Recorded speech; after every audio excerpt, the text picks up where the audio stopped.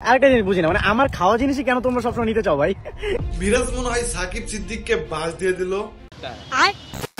Hello guys, কেমন আছেন সবাই? আশা করি সবাই ভালো আছেন। তো গাইস, বর্তমান রিসেন্টলি টিকটকে ঢুকলেই দেখা যাইতেছে যে মিরাজ এবং অনন্যা শুট করতেছে এবং যেটার ক্যামেরাম্যান হচ্ছে লামহানসু। আমি কি করব? মনে নিছি না রে। হ্যাঁ, সব সময় আমাদের প্রতিটা শুটের মধ্যে কেন এসে পড়ো দাও। এদিকে পাও।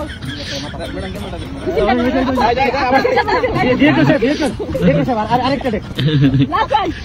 এই তো খাবি না, আমরা চিন্তা করো না। আমাকে ফোন করে যাই যাই। নাইটা বেশি কথা বলে যাই। আমি স্যাড থাকবো তাই তো? আপনি স্যাড হাসি।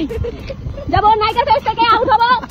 যাই রোলিং নাইকার মুখে হাসি কই। Rolling action.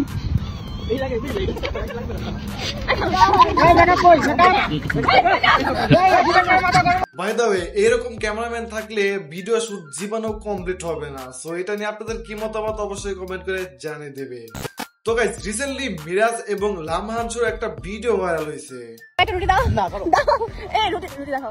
আচ্ছা, আমাকে এটা নাস্তা করার জন্য আমি কেন এটা আমাকে দিব? তোমরা একটু বলো কমেন্ট করে না। দাও দাও। আরেকটা ব্যাপার, উনি কামনা করতেছে একটা রুটির জন্য। আরেকটা ব্যাপার, আমার খাবারের জিনিস আমি কাউকে দিই না, সেটা হোক তুমি হোক অন্য কেউ। কেন করো তো? আরেকটা জিনিস বুঝি না, মানে আমার খাওয়া জিনিসই কেন তোমরা সবসময় নিতে চাও ভাই? মানে খাওয়া জিনিস খাইতে খুব মজা লাগে। আচ্ছা, খাওয়া শেষ হলে দিতে চাই না। না দাঁড়াও, খাওয়াটা শেষ হলে না, অর্ধেক খাওয়ার পরে তোমার যদি এটা পছন্দ হয় তাহলে নিয়ে যাও।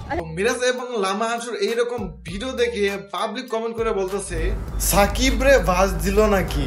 আরোহী আর সাকিবকে মেইন করছে। খাওয়া জিনিস কি বুঝছো ভাই? বুঝলে একটা লাইক দিয়ে যাবেন। কারে জানি হালকা করে ভাজ দিল, আরোহীকে ভরে দিল। তো গাইস, বর্তমানে সাকিব সিদ্দিকী এবং আরোহী মিম বর্তমান তারা জুটি হিসাবে কাজ করতেছে এবং এটাও শোনা যাচ্ছে যে আরোহী মিম এবং সাকিব সিদ্দিকী বর্তমান রিলেশনে আছে। এবং সাকিব সিদ্দিকী যেই প্র্যাঙ্কিং এন্টারটেইনমেন্ট চ্যানেলে ঢুকছে তারপর এই মিরাহি সম্পর্কটা নষ্ট হয়ে গেছে। মানে মিরাজ এবং আরোহী মিমের যে সম্পর্কটা ছিল সেই সম্পর্কটা নষ্ট হয়ে গেছে এই সাকিব সিদ্দিকীর জন্য, যার কারণে মিরাজ এরকমটা মিন করে বলেছে বলে অনেকেই ধারণা করছে। সো এটা নিয়ে আপনাদের কি মতামত অবশ্যই কমেন্ট করে জানিয়ে দিবেন। এবং মিরাজ খান ভিডিওতে খাবার উদাহরণস্বরূপ করে সাকিব সিদ্দিককে যেভাবে বাস দিল, সেটা কি আদৌ মিরাজ খান ঠিক করেছে নাকি ঠিক করে নাই, সেটা অবশ্যই আপনারা ভিডিওটিতে লাইক দিয়ে কমেন্ট করে আপনার মতামত জানিয়ে দিবেন। এন্ড গাইস, বর্তমানে সোশ্যাল মিডিয়ায় একটা জিনিস খুবই ট্রেন্ডিং এ চলতেছে, আর তা হলো টিকটকার অপু দুবাই গিয়ে 3 কোটি টাকার গাড়ি কিনেছে।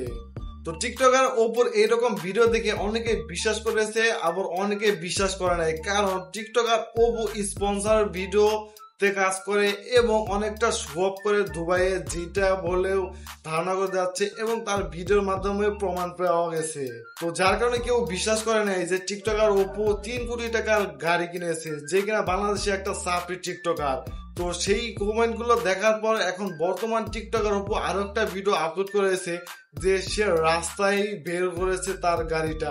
কারণ বাংলাদেশি মানুষ কোনোভাবে বিশ্বাস করতে পারতেছিল না যে এত দামি গাড়ি সে কিভাবে কিনলো, আর যদিও বা কিনলো তাহলে সে রাস্তায় নিয়ে বের হয় নাই কেন, যার কারণে সে ভিডিও করেছে এবং বলেছে যে সে রাস্তায় বের করেছে।